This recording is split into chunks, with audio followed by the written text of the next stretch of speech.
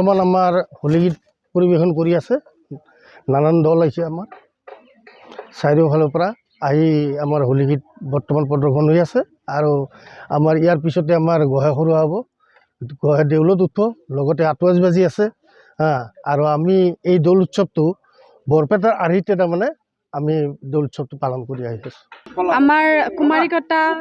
খৈৰাবাৰী শাখা সত্ৰত তিনিদিনীয়া কাৰ্যসূচীৰে দৌল উৎসৱ উদযাপন কৰা হৈছে যোৱা বছৰৰ দৰে এই বছৰো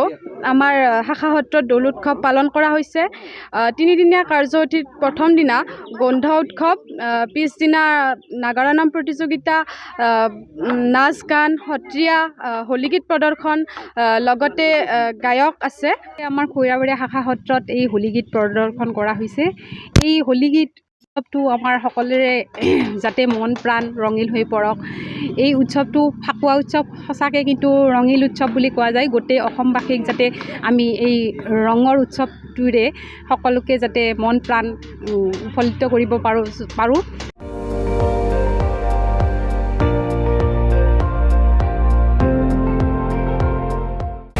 আপুনি চাই আছে ND24 সৰ্বশ্ৰেষ্ঠ নহয় সৰ্বোত্তমৰ দৌৰ